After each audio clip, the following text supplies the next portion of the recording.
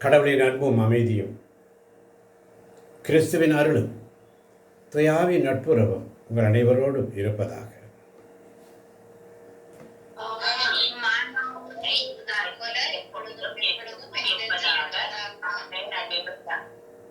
ஆதியில் இருந்தது போல இப்பொழுதும் எப்பொழுதும் என்றென்றும் இருப்பதாக.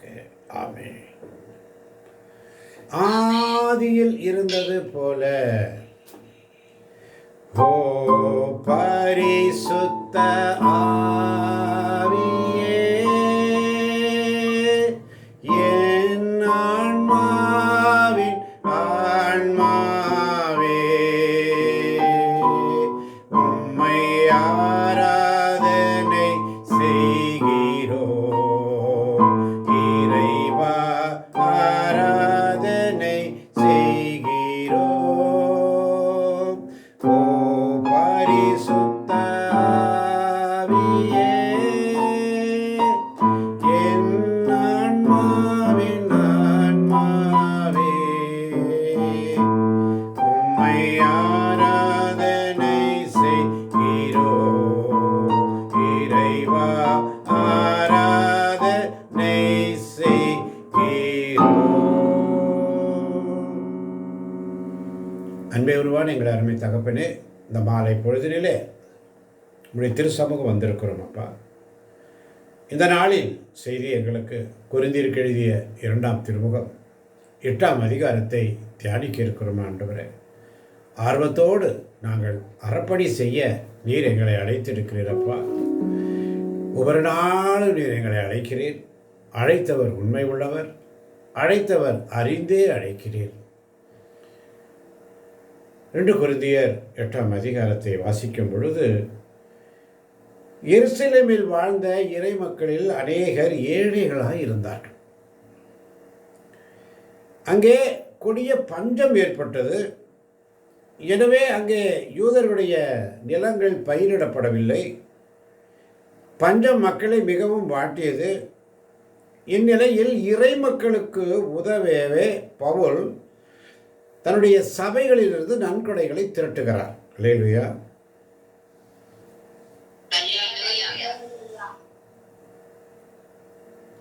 நான் பேசுறது எல்லாருக்கும் கேட்குதா மக்களே?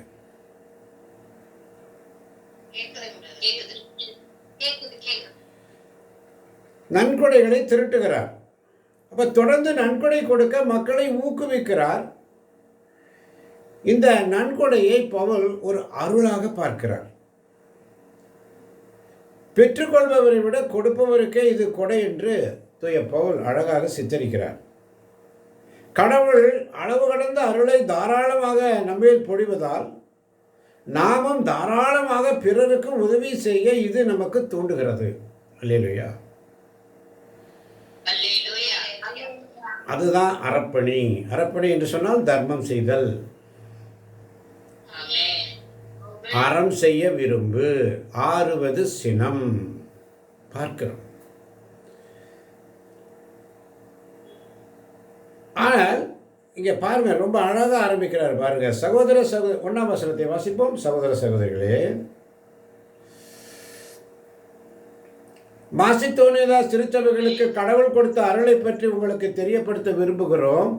அவர்களுக்கு ஏற்பட்ட இன்னல்களால் கடுமையாக சோதிக்கப்பட்ட போதும் அவர்கள் எப்பொழுதும் மகிழ்ச்சி நிறைந்தவர்களாக இருந்தார்கள். பாருங்க, கடுமையாய் சோதிக்கப்பட்ட பொழுது, துன்பம் வரும் பொழுது, பட்டினி கிடந்த பொழுது, பஞ்சம் வரும் பொழுது அவர்கள் எப்பொழுதும் மகிழ்ச்சி நிறைந்தவர்களாக இருந்தார்கள். அவர்கள் வறுமையில் மூழ்கி இருந்தாலும் வல்லன்மையோடு வாரி வணங்கினார்கள். அல்லேலூயா. அதுதான் இந்த நாளிலே செய்தி நமக்கு ஆண்டவர் கொடுப்பது என்னவென்று சொன்னால், இந்த கிறிஸ்துமஸ் கொண்டாட்டம் ஏழைகளுக்கு, விதவைகளுக்கு, அநாதைகளுக்கு, கைவிடப்பட்டவர்களுக்கு, இன்னும் வசதி பார்க்கும்போது நல்லா தான் இருப்பாங்க, ஆனால் அவங்களுக்குள்ள பல வீக்னஸ் இருக்கும், பல பிரச்சனை இருக்கும், கடன் பிரச்சனை இருக்கும். அப்படிப்பட்டவர்களுக்கு இந்த கிறிஸ்துமஸ் கொண்டாட்டத்தில், ஆண்டவருடைய திருவருகையின் காலத்தில் மற்றவர்களுக்கு அறப்பணி செய்ய ஆவியானவர் நம்மை ஒரு கருவியாக பயன்படுத்துகிறார். அல்லேலூயா. ஒரு கருவியாக நம்மை பயன்படுத்துகிறார் ஆண்டவர். இப்போ கருவியாக பயன்படுத்தும் பொழுது ஆண்டவருக்குள்ள நம்ம எப்படி இருக்கணும்? அவர்கள் கடுமையாக சோதிக்கப்பட்ட போதும் எப்பொழுதும் மகிழ்ச்சி நிறைந்தவர்களாக இருந்தார்கள். வறுமையில் மூழ்கி இருந்தாலும் வல்லன்மையோடு வாரி வழங்கினார்கள். 3ஆம் வசனம் இன்னும் அழகா சொல்லுகிறது, அவர்கள் தங்களால் இயன்ற அளவுக்கு தாங்களாகவே கொடுத்தார்கள். தங்களால் இயன்ற அளவுக்கு தாங்களாகவே. இன்னைக்கு நம்மளும் சொல்லியிருக்கிறோம், எல்லார்கிட்டையும் சொல்கிறோம், உங்களால் முடிந்ததை உதவி செய்யுங்க. நிறைய ஏழைகள், அனாதைகள், கைவிடப்பட்டவர்கள் இருக்கிறாங்க. அவங்களுக்கெல்லாம் ஏதாவது ஒரு உதவி செய்யணும் என்ற ஒரு நோக்கத்தை ஆண்டவர் நமக்கு வெளிப்படுத்தினார். அதுபோல் கருமத்தம்பட்டிக்கில் நம்ம போயிட்டு வருகிறோம். அங்கே அநேக ஏழைகள் இருக்கிறார்கள், முடியாதவர்கள் இருக்கிறார்கள். ஒரு சிலர் தியானம் கூடுவதற்கு ஆவலாக இருக்கிறார்கள். ஆனால் அவர்கள் அந்த தியானம் கூடுவதற்கு உண்டான கட்டணத் தொகையை கட்டக்கூட சில நேரத்தில் அவங்களால முடிவதில்லை. ஆனால் ஆர்வம் அதிகமாக இருக்கிறது. அப்படிப்பட்ட ஒரு சூழ்நிலையிலே ஆண்டவரை அறிவதற்கு ஒரு வாய்ப்பு கிடைக்கும் பொழுது அப்படிப்பட்ட வாய்ப்பை நீங்களும் நானும் அவர்களுக்கு உண்டாக்கி கொடுக்க வேண்டும். அதுதான் உண்மையான அறப்பணி. அதுதான் உண்மையான அறப்பணி.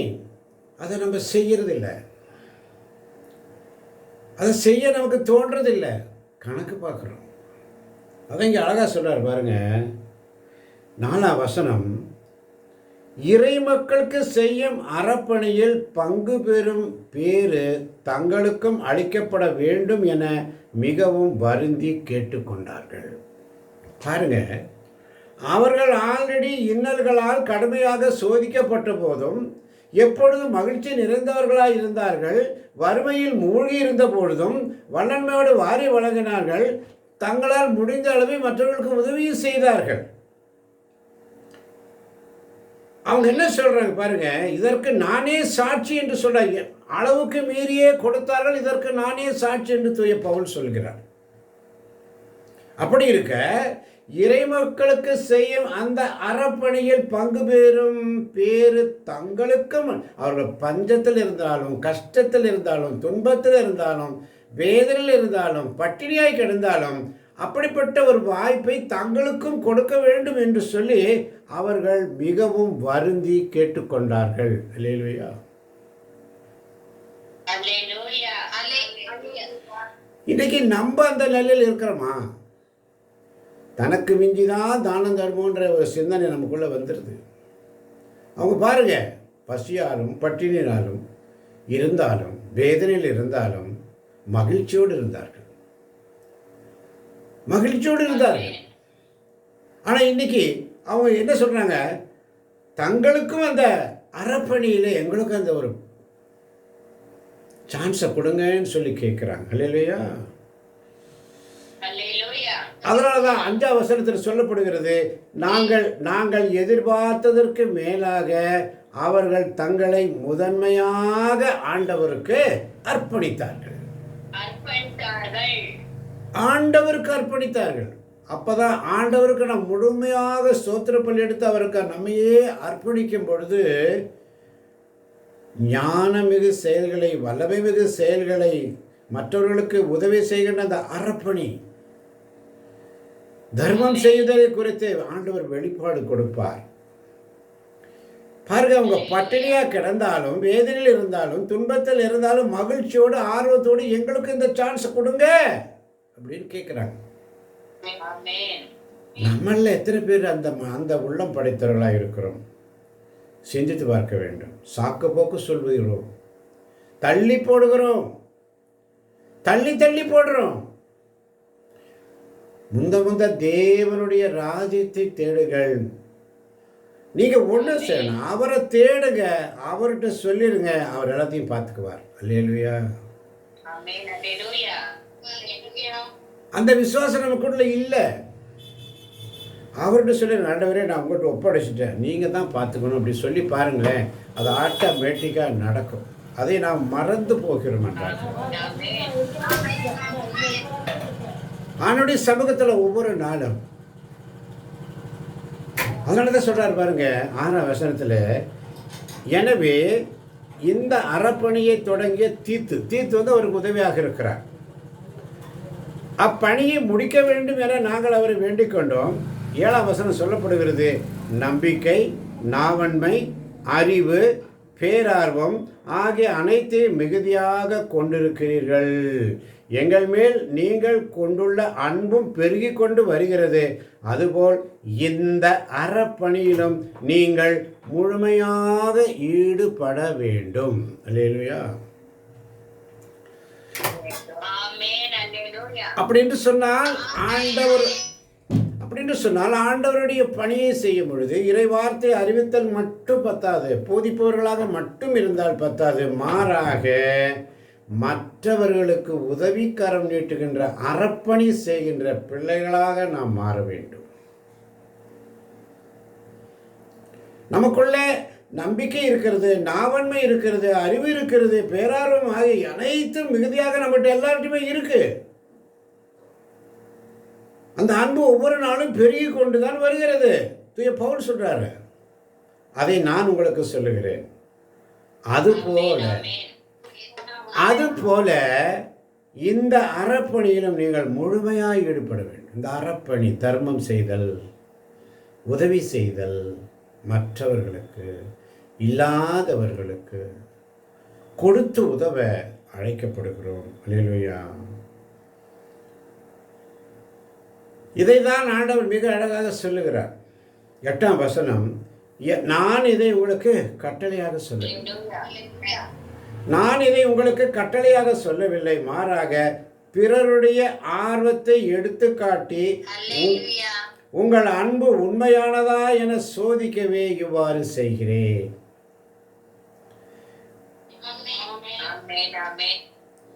பிறருடைய ஆர்வத்தை எடுத்து காட்டி, இப்போ அந்த மக்கள் பற்றி கிடந்தாலும் பஞ்சத்தில் இருந்தாலும் அவர்கள் இந்த அறப்பணியை எங்களுக்கு கொடுங்க என்று சொல்லுகிறார்கள். அதுபோல இங்கே கொரிந்தியருக்கு எழுதிய திருவத்திலே மக்களை பார்த்து சொல்லுகிறார், யூதேயாவில் உள்ள கிறிஸ்தவர்களுக்கு நன்கொடை திரட்ட வேண்டும் என்று சொல்லும் பொழுது இங்கே அவர் சொல்கிறாரு, ஒரு கட்டளையாக சொல்லவில்லை, பிறருடைய ஆர்வத்தை எடுத்துக்காட்டி அவங்க பசி பட்டியலில் இருந்தால் கூட எங்களுக்கும் அந்த உதவி செய்யக்கூடிய அந்த வாய்ப்பை எங்களுக்கும் கொடுங்கன்னு சொல்லி அவங்க கேட்குறாங்கன்னு சொல்லி அவருடைய ஆர்வத்தை எடுத்துக்காட்டி நம்முடைய அன்பு உண்மையானதா என்று சோதிக்க இவ்வாறு செய்கிறேன் என்று சொல்லுகிறார். அல்லேலூயா.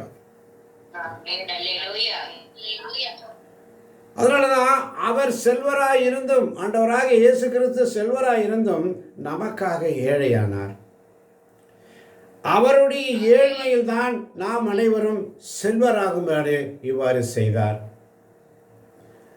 எனவே இந்த அறப்பணியை பொறுத்தவரை அவருடைய ஆண்டவருடைய கருத்து என்னவென்றால், இது உங்களுக்கு பயனளிக்கும். நீங்க ஆண்டவருக்கு கொடுக்கிற ஒவ்வொரு துளி நேரமும் அது இரட்டிப்பான ஆசீர்வாதத்தினால் முடியும். மறந்துவிட வேண்டாம். அப்ப இந்த அறப்பணியை செய்யணும். நற்செய்தி அறிவித்தல் மட்டும் பத்தாது, அதோடு கூடி அறப்பணி, பொருளுதவி. இந்த கிறிஸ்துமஸ் கொண்டாட்டத்தில் நாம் மற்றவர்களுக்கு என்ன உதவி செய்கிறோம், எப்படி செய்கிறோம், எப்படி செய்யலாம் என்று ஒரு பட்ஜெட் தனியாக ஒதுக்கணும். நமக்கு 1000 வந்தாலும் கோடி வந்தாலும் நமக்கு பத்தாது, எவ்வளவு வந்தாலும் நமக்கு பத்தாது. ஆனால் அதிலிருந்து எடுத்து ஒரு பாகத்தை ஏழைகளுக்கு உதவி செய்யணும். தன்னார்வத்தோடு, கட்டளையாக அல்ல. ஆண்டவர் யாரையும் வற்புறுத்தி கொடுன்னு சொல்லலை. இதை உங்களுக்கு ஒரு கட்டளையாக சொல்லவில்லை. மற்றவருடைய ஆர்வத்தை அவர்களெல்லாம் செய்கிறாங்க பாருங்கள், அவங்கெல்லாம் இப்படி இருக்கிறாங்க, அவங்கெல்லாம் செய்யும் பொழுது நீங்களும் செய்யலாமே என்று சொல்லி அங்கே உங்களுடைய கடவுள் மீது கொண்டுள்ள உண்மையான அன்பு இருக்கிறதா என்று சொல்லி சோதிக்கவே ஆவியானவர் நம்மை இந்த வார்த்தைகளை அனுப்பி கேட்கிறார். அல்லேலூயா. அதுதான் சொல்கிறார் பாருங்க 10ஆம் வசனம். 10ஆம் வசனத்தில், இவ்வரப்பணியை பொறுத்தவரை என் கருத்து இதுவே, இது உங்களுக்கு பயனளிக்கும். கடந்த ஆண்டிலிருந்தே நீங்கள் இப்பணியை செய்து வருகிறீர்கள். இன்றைக்கி நம்ம குழுவில் எடுத்துக்கொண்டு சொன்னால் இந்த ஒரு வருஷமாகவே ஏறக்குறைய 6 மாதங்களாக இந்த பணியை நாம் செய்து வருகிறோம். கொஞ்சம் கொஞ்சமாக ஏதோ ஒன்று செய்யணும். இந்த குழுவில் இருக்கிற பிள்ளைகளுக்கும் சரி, இல்லை ஏழைகளாக இருக்கட்டும், அனாதைகளாக இருக்கட்டும், கைவிடப்பட்டவர்களாக இருக்கட்டும், விதவைகளாக இருக்கட்டும், அவர்களுக்கு ஏதாவது ஒன்று செய்யணும். கொடுப்பதில் தாங்க இன்பம் இருக்குது, பெறுவதில் இல்லை. கொடுப்பதில் தான் இன்பம், பெறுவதில் இல்லை. அதனால தான் சொல்கிறாரு, இதனை விருப்பத்தோடு தொடங்கியவர்களும் நீங்களே. எல்லாரும் விருப்பப்பட்டு தான். அழகாக சொல்கிறாரு பாருங்க. கொரிந்தியருக்குள்ள எழுதிய அந்த திருமுகத்தை அந்த திருச்சபைக்கு எழுதுகிறார். நீங்கள் இதெல்லாம் ஆர்வத்தோடு தான். நீங்கள் எப்படி தொடங்குனீங்களோ, தொடங்கியவும் நீங்கள் தானே, நீங்களே செய்யுங்க. அப்பணியை இப்போதே செய்து முடியுங்கள். அப்பணியை இப்பொழுதே செய்து முடியுங்கள். ஆர்வத்தோடு தொடங்கியது போல உங்கள் நிலைக்கு ஏற்றவாறு கொடுத்து. ஆர்வத்தோடு தொடங்கியதை போல உங்கள் நிலைக்கு ஏற்றவாறு கொடுத்து ஆர்வத்தோடு அதனை முடியுங்கள், செய்து முடியுங்கள். ஆர்வத்தோடு கொடுத்தால் தம் நிலைக்கேற்றவாறு எவ்வளவு கொடுத்தாலும் அது இறைவனுக்கு ஏற்புடையதாகும். ஆர்வத்தோடு கொடுக்கணும், கட்டாயத்தினால் அல்ல, கட்டளையினால் அல்ல. ஆர்வத்தோடு கொடுத்தால் தம் நிலைக்கேற்றவாறு எவ்வளவு கொடுத்தாலும் அது இறைவனுக்கு ஏற்புடையதாகும். தம்மிடம் இருப்பதற்கு கூடுதலாக யாரும் கொடுக்க வேண்டியதில்லை. தம்மிடம் இருப்பதை விட கூடுதலாக யாருக்கும் உங்கள்கிட்ட கேட்கல, உள்ளதை கொடுங்க. இப்போ இந்த இடத்துல ரெண்டு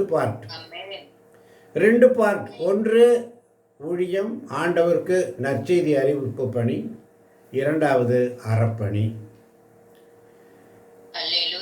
நற்செய்தியை அறிவிப்பதிலே உங்களுடைய நேரத்தை முழுமையாக ஆர்வத்தோடு உங்கள் நிலைக்கு ஏற்றவாறு முழுமையாக ஆண்டவருக்கு கொடுங்க.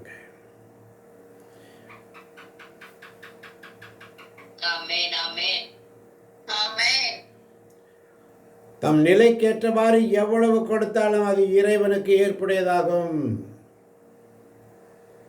தம்மிடம் இருப்பதற்கு கூடுதலாக யாரும் கொடுக்க வேண்டாம். அதனாலதான் 13ஆம் வசனத்தை இன்னும் அழகா சொல்றாரு பாருங்க. மற்றவர்களின் சுமையை தணிப்பதற்காக நீங்கள் துன்புற வேண்டும் என்று நாங்கள் சொல்லவில்லை. ஐயோ அவங்களுக்கு உதவி செய்யணுமா, இவங்களுக்கு உதவி செய்யணுமா, அவங்களுக்கு அதை பார்க்கணுமா, ஐயோ எனக்கு இல்லாமல் போயிருமே, ஐயோ நான் என்ன செய்வேன், என் நிலைமையே ரொம்ப மோசமாக இருக்கு, அப்படி சொல்லலை. வசனம் தெளிவாக சொல்லுது, மற்றவர்களின் சுமையை தணிப்பதற்காக நீங்கள் துன்புற வேண்டும் என்று நாங்கள் சொல்லவில்லை. மாறாக எல்லாரும் சமநிலையில் இருக்க வேண்டும் என்றே சொல்லுகிறோம். சமநிலையில். அது இறைவாக்கு உரைக்குதலும் சரி, வாசித்தலும் சரி, ஆண்டவருடைய ஊழியம் செய்வதிலும் சரி, எல்லோருக்கும் சமநிலை. இறை வார்த்தைகளை வாசிப்பதிலும் சரி, பாடல்களை பாடுவதிலும் சரி, ஜெபிப்பதிலும் சரி, ஸ்தோத்திர பலிகள் எடுப்பதிலும் சரி, எல்லாருக்கும் சமநிலை, எல்லாருக்கும் வாய்ப்பு. ஆமென்.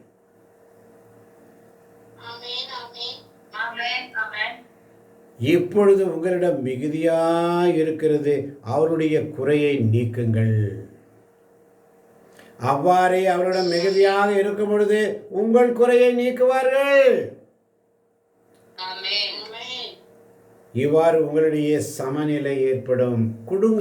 கொடுத்து மற்றவர்களுக்கு உதவி செய்கிற அந்த மனப்பக்குவம் நமக்கு வந்துச்சுன்னு வைங்களேன், அது மாதிரி ஒரு சந்தோஷம் ஒன்றுமே இல்லை. ஒருத்தருக்கு நம்ம கொடுக்குற முகமலர்ச்சியோடு அவங்களுக்கு கொடுக்கும் பொழுது அவங்க முகத்தில் ஒரு சந்தோஷம் வரும் பாருங்க. நான் டெய்லி இந்த சர்ச்சுக்கு போகும்போது அங்கே ஒரு பாட்டி அம்மா இருப்பாங்க. அந்த அம்மா அப்படியே வயசான பாட்டி, எங்கள் அம்மா ஞாபகம் வந்துடும் எனக்கு அந்த அம்மாவை பார்த்தா. அப்படியே வரும் கையை நிறுத்திட்டு. நான் ஏதோ ஒரு 10 ரூபா கொடுப்பேன்னு நினச்சிட்டு அப்படி வரும். இல்லை ஒரு 5 ரூபா சில்லறைகளை கொடுப்பாரான்னு நினைக்கும்.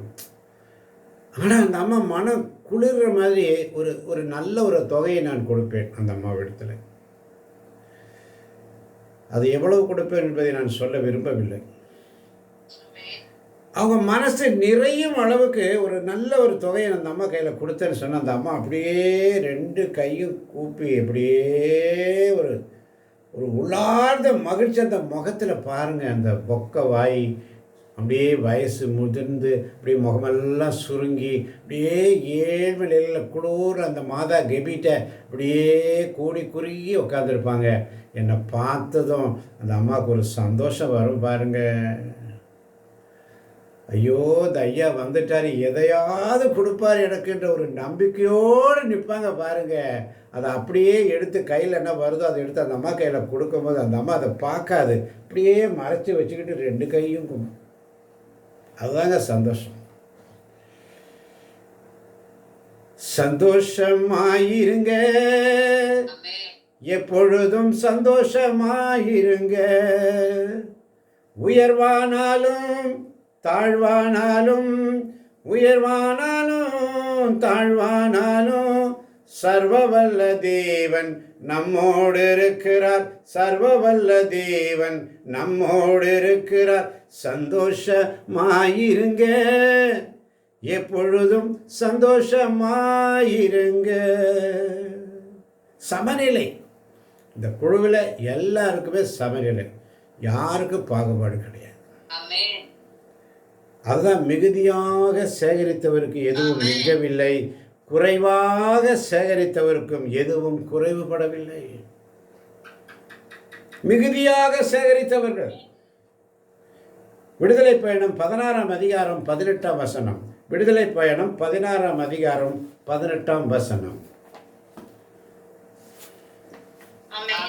யாராவது ஒருவர்.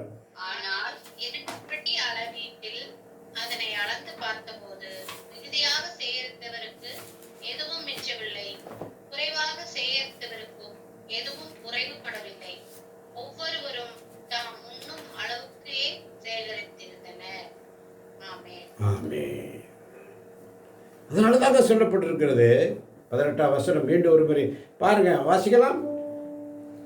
16 விடுதலை பயணம் 16, 18.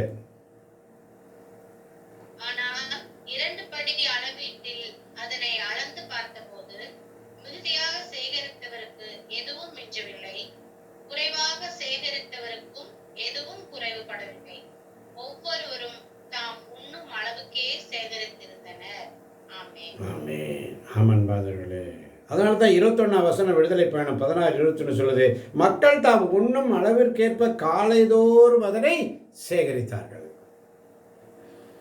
வெயில் ஏற ஏற அது உருகிவிடும்.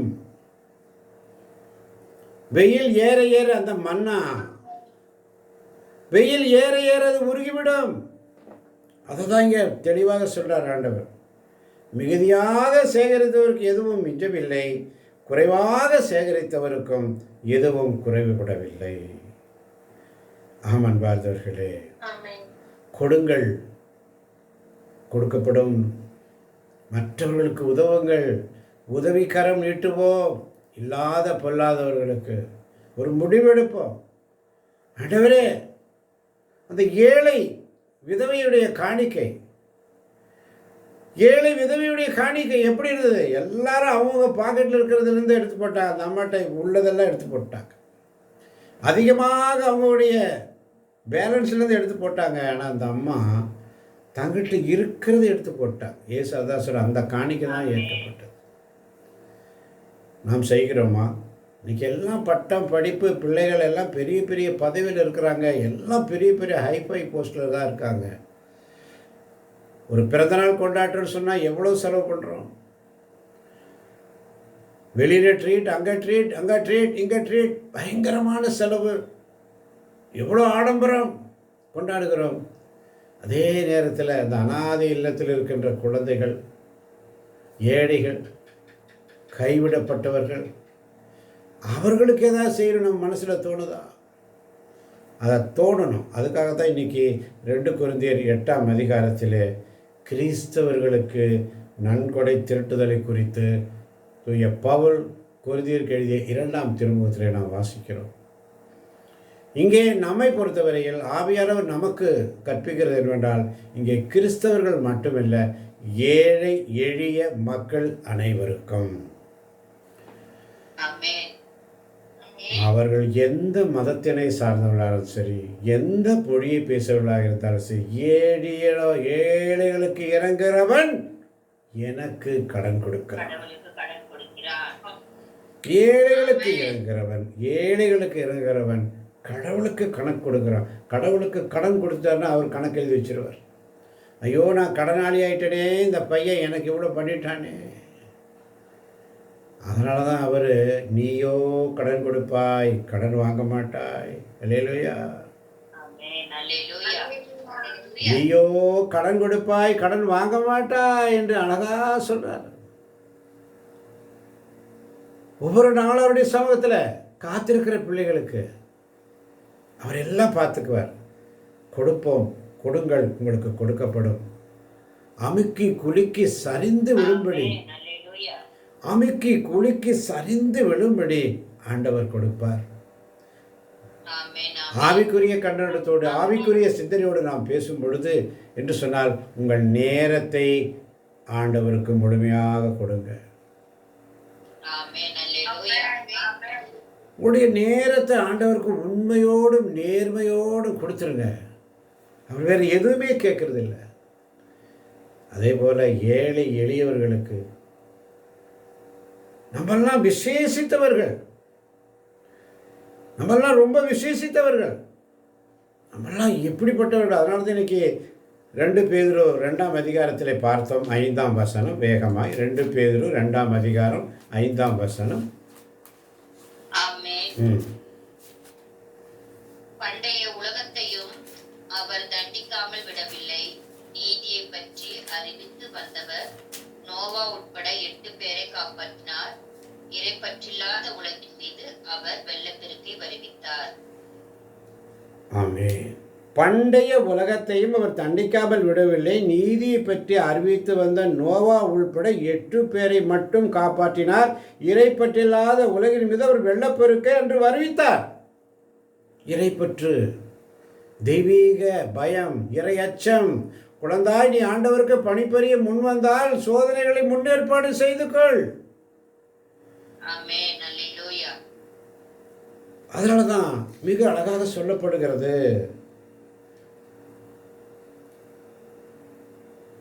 அதனாலதான் 1 பேதுரு 1ஆம் அதிகாரம் 1 பேதுரு 1ஆம் அதிகாரம்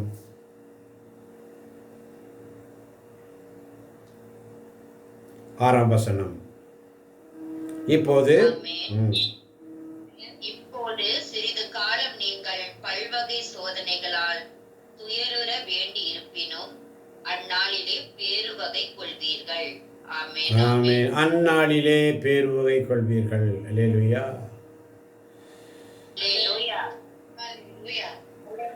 அதனாலதான் 1 பேதுரு 1ஆம் அதிகாரம் 13ஆம் வசனம் சொல்ல, ஆகவே உங்கள் மனம் செயலாற்ற அறிவு தெரிவுள்ளவர்களாயிருங்கள். இயேசு கிறிஸ்து வெளிப்படும் பொழுது உங்களுக்கு அளிக்கப்படும் அருளை முழுமையாக எதிர்நோக்கி இருங்கள். ஆமாம், பாதோடைய கொடுங்க, கொடுங்க, ஆண்டவருக்கு கொடுங்க. உங்கள் நேரத்தை கொடுங்க. தசம பாகம் காலையில் 2 மணி நேரம் 20 நிமிஷம், சாயங்காலம் 2 மணி நேரம் 20 நிமிஷம் கொடுக்குறோம் ஆண்டவருக்காக. அதிகமாகவே நம்ம கொடுக்க கடமைப்பட்டிருக்கிறோம். எனக்கு அற்புதம் நடக்கலையே, அற்புதம் நடக்கலையே, அற்புதம் நடக்கலையே, அற்புதம் நடக்கலையே, அது நடக்கலையே, இது நடக்கலையே, வேதனைப்படுற ஒவ்வொரு நாளும் நீயும் நானும் உயிரோடு இருப்பது ஒரு பெரிய அற்புதம். ஒவ்வொரு நாளும் உணவு உடை தந்து நம்மை பராமரித்து அதிகாலையில் நம்மை தட்டி எழுப்பி ஆண்டவர் சமூகத்திலே அமர வைக்கிறார். அற்புதம். அருமையான குடும்பங்களையும் கணவன் மனைவி பிள்ளைகளையும் பேர பிள்ளைகளையும் கொடுத்து நம்மை இம்மட்டும் வழிநடத்தி வந்த தேவன் நமக்கு செய்தார். அற்புதம். இம்மட்டும் காத்த தேவன் இனியும் நம்மை காப்பார் என்ற விசுவாசம். அற்புதம். அதிசயங்களை செய்கிறவர் நம்ம கூடவே இருக்கிறார். அவருடைய வாக்கு தத்தம் நிறைவேறுகிறது. வாக்கு மாறமய மாட்டார். நான் கொடுத்த வாக்குறுதியை மீற மாட்டேன். கொடுத்ததுதான், எழுதியதுதான். ஆமாம் பார்த்தவர்களே, ஒரு நாள் அவருடைய சமூகத்தில் காத்திருப்போம். ஏனென்றால் 1 பேதுரு 2ஆம் அதிகாரம் 9ஆம் வசனம் சொல்லுகிறது, நீங்கள் தேர்ந்தெடுக்கப்பட்ட வழிமரபினர், அரச குருக்களின் கூட்டத்தினர், தூய மக்கள் இனத்தினர், அவரது உரிமை சொத்தான மக்கள். எனவே உங்களை இருளில் நின்று தமது வியத்தகு ஒளிக்கு அழைத்துள்ளவரின் மேன்மை மிக்க செயல்களை அறிவிப்பது உங்கள் பணி.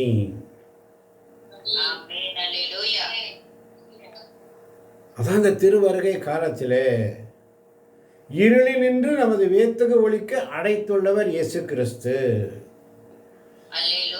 ஒளி இந்த உலகிற்கு வந்தது, அந்த ஒளியை அறியாமலே இருந்துட்டோம். நானே ஒளி, நானே வழி, நானே சத்தியம், நானே ஜீவனமாக இருக்கிறேன் என்று சொன்னவர். நம்மெல்லாம் தேர்ந்தெடுக்கப்பட்ட வழிமரபினர்கள், அரச குருக்களின் கூட்டத்தினர். செப்பரேட் பண்ணிட்டார் நம்மள ஆண்டவர், பிரித்தெடுத்திருக்கிறார் நம்மளை. இன்னைக்கு கூகுள் மீட்டில் இத்தனை பேர் நீங்கள் மட்டும் வந்து ஆண்டவர் சமூகத்தை உட்காந்துருங்கன்னா, we are all specialist, special people. தேர்ந்தெடுக்கப்பட்ட வழிமரபினர் நீங்கள் யாரும் அரச குருக்களின் கூட்டத்தினர், தூய மக்கள் இனத்தர். ஒவ்வொரு நாள் ஆண்டவர் சமூகத்தில் வந்து காத்திருக்கிற பிள்ளைகள். எனவே ஆண்டவர் சமூகத்தில் தாமே தாழ்த்தி ஒப்பு கொடுப்போமா? ஆண்டவரே, இந்த மாலை பொழுதிலே நீர் எங்களோடு பேசிய கிருபைக்காய் நன்றி ஆண்டவரே. நன்றியோடு சுதிக்கிறோம் அப்பா, நன்றியோடு சுதிக்கிறோம் ஆண்டவரே. இது இந்த நாளில் எங்களை பெயர் சொல்லி அழைத்தவரே, உம்முடைய அன்பில் நாங்கள் நிலைத்திருக்க உம்முடைய கிருபை எங்களுக்கு தாரும் அப்பா. ஒவ்வொரு நாளும் எங்கள் விண்ணப்பத்தை கேட்பவரே, எங்களுடைய கண்ணீரை காண்பவரே, சுகம் தருபவரே, உமக்கு ஸ்தோத்திரம் ஆண்டவரே. நீர் எங்களை நாங்கள் கடந்து வந்த பாதைகள் கரடு மேடாக இருக்கலாம், நடந்து வந்த பாதைகள் முட்கள் வேலிகளாக இருக்கலாம். நடக்க முடியல வேதனையோடு பாரத்தோடு இருக்கிறாயா? இது ஆண்டவர் சமூகத்தில் உண்மை அப்படியே அர்ப்பணித்து விடு, தாங்கிக் கொள்ளுங்க ஆண்டவரேன்னு சொல்லி ஒப்பு கொடுப்போமா? ஆண்டவரே, இந்த மாலை பொழுதிலே நன்றி பலி நல்லவரே உமக்குத்தான் அதிகாலை ஆனந்தமே அப்பாவுன் திருப்பாதத்தில். நன்றி பலி நல்லவரே உமக்குத்தான் அதிகாலை ஆனந்தமே அப்பாவும் திருப்பாதத்தில். ஒப்பு கொடுப்போமா? அப்பா, உம்மை விட உனக்கு ஒப்பானவர் யார் இருக்கிறார்?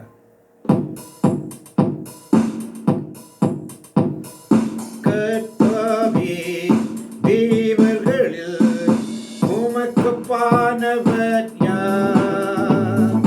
வானத்திலும் பூமியிலும் உமக்கு ஒப்பானவர் யார்? கர்த்தாவே, தேவர்களில் உமக்கு ஒப்பானவர் யார்? யார்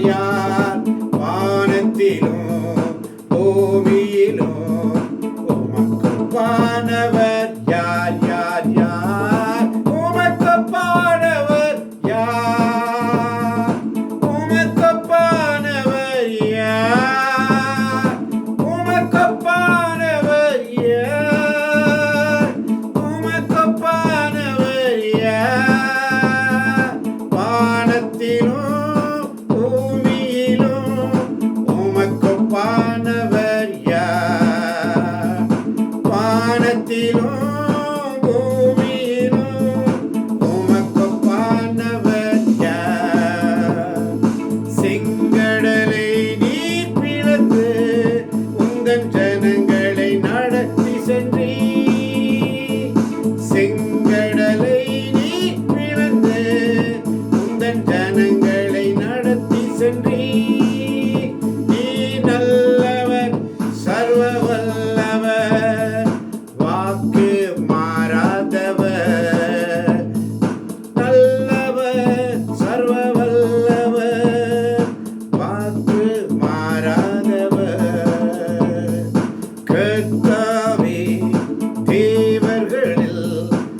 உமக்கொப்பானவர் யார் யார் யார்? வானத்திலும் பூமியிலும் உமக்கொப்பானவர் யார் யார் யார் யார்?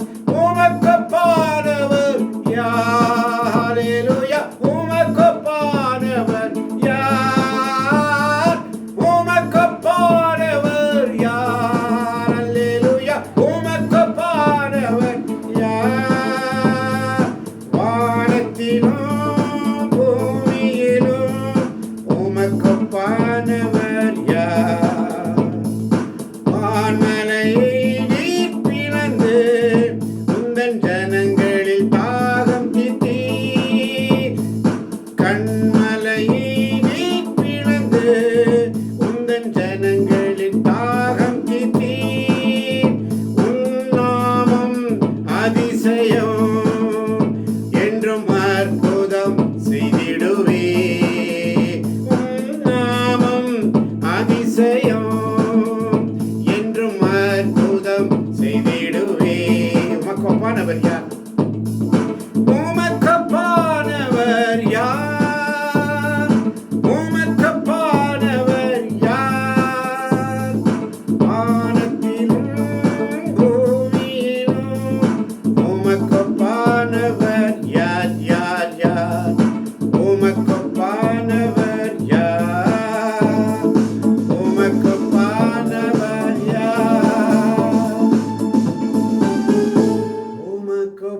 உமக்கொப்பானவர் யார் என்ற சிந்தனையோடு அறப்பணி இறைவனுக்கு இந்த அறப்பணியை குறித்து இந்த மாலை பொழுதினிலே நீர் எங்களுக்கு கற்றுத்தந்தீர் ஆண்டவரே. ஆண்டவருக்கு ஊழியம், நற்செய்தி பணி, அறப்பணி எப்படி செய்ய வேண்டும் என்று சொல்லி நீர் எங்களுக்கு கற்றுக் கொடுத்தீரப்பா. இதோ இந்த திருவருகையின் காலத்தில் நாங்கள் முழுமையாய் அதை உணர்ந்தவர்களாய் எங்களால் முடிந்த அளவு மற்றவர்களுக்கு உதவி செய்யக்கூடிய, இந்த உதவிக்கரம் நீட்டக்கூடிய அந்த மனப்பக்குவத்தை எங்களுக்கு தாங்கப்பா. எங்களுக்கு தாங்க ஆண்டவரே. எங்கிட்ட அதிகமாக இருந்து நாங்கள் செய்யணும் இல்லை, எங்கிட்ட இருக்கிறத செய்யுங்கன்னு சொல்கிறீங்க. அதிகமாக நீ கொடுக்கணும்னு சொல்லலை, உள்ளதை கொடு, உன்னை கொடு, உள்ளதை கொடு, உற்சாகமாய் ஆண்டவர் சமூகத்தில் கொடுங்கள், உங்களுக்கு கொடுக்கப்படும். ஏழைகள், அனாதைகள், விதவைகள், கைவிடப்பட்டவர்கள், இன்னும் முதியோர்கள், பிள்ளைகளால் ஒதுக்கப்பட்டவர்கள், கணவனால் கைவிடப்பட்டவர்கள், இப்படிப்பட்ட பிள்ளைகள் அநேகர் இருக்கிறார். அவர்களுக்கு எல்லாருக்கும் நாங்கள் உதவி செய்ய, ஒரு உதவிக்கரம் நீட்ட இதோ இந்த இடைவிடா சகாய மாதா பரிந்துரை செவக்குழு மூலமாக நாங்கள் செய்ய நீர் எங்களுக்கு அந்த ஆற்றலை வல்லமையும் தருவீர் என்று நாங்கள் விசுவசிக்கிற ஆண்டவரே. இதோ இந்த கிறிஸ்துமஸ் 2025 ஆண்டை முடிய போகிறது. இன்னும் கொஞ்ச நாள் தான் இருக்கிறது ஆண்டவரே. உம்முடைய திரு வருகையின் காலம், உம்முடைய 2ஆம் வருகைக்காக நாங்கள் ஆயத்தமாக இருக்க அருமையான காரியங்களை எங்களுக்கு சொல்லுகிறீர். ஆண்டவருக்கு பணி செய்ய, குழந்தாய் நீ ஆண்டவருக்கு ஊழியம் செய்ய விரும்பினால் சோதனைகளை முன்னேற்பாடு செய்து கொள் என்று சொல்லி காலையில் எங்களுக்கு எச்சரித்தீர் ஆண்டவர். இந்த நாளிலும் தாழ்ச்சியை குறித்து எங்களுக்கு கற்பித்தீரப்பா. இதோ இந்த மாலை வேளையில் அறப்பணி எப்படி செய்தல், எப்படி செய்யலாம் என்பதை குறித்து நீர் எங்களுக்கு கற்றுக் கொடுத்திருக்கிற ஆண்டவரே, உமக்கு நன்றி. இதை கேட்கின்ற ஒவ்வொரு பிள்ளைகளையும், கேட்கப் போகின்ற யூடியூப் வழியாக கேட்கின்ற உள்ளங்களை தொடும் ஆண்டவரே. நீரே தொட்டு ஆசீர்வதியும், பலப்படுத்தும், வழிநடத்தும், பொறுப்பேற்றுக் கொள்ளும். இயேசுவின் நாமத்தில் ஜெபம் கேட்ட எங்கள் ஜீவனுள்ள நல்ல பிதாவே, ஆமென், ஆமென், ஆண்டவர் உங்களோடு இருப்பாராக. ஆமென், ஆமென், ஆமென், ஆமென். எல்லாம் வல்ல இறைவன் தந்தை, மகன், தூய ஆவி நம் ஒவ்வொருவரின் உள்ளங்களையும், இல்லங்களையும், பிள்ளைகளையும், பிள்ளைகளின் பிள்ளைகளையும், வந்திருப்பவர்களையும், வர முடியாதவர்களையும், கேட்டுக்கொண்டிருப்பவர்களையும் நிறைவாக நிறைவாக நிறைவாக இன்று இன்று இன்று ஆசீர்வதிப்பாராக. ஆமேன், ஆமேன். ஆமென், அல்லேலூயா. ஆண்டவர் தருகின்ற சமாதானத்தை ஒருவருக்கு ஒருவர் அன்போடு பகிர்ந்து கொள்வோம். அனைவருக்கும் கிறிஸ்துவின் சமாதானம் உண்டாவதாக.